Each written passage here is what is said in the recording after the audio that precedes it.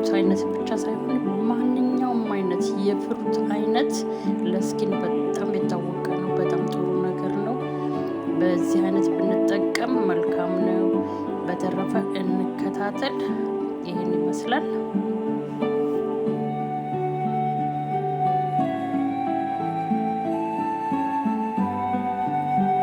ኦሬንጅስ እንደዚህ ትንሽ ብንጨምርና አይሱ ጥሩ ነው።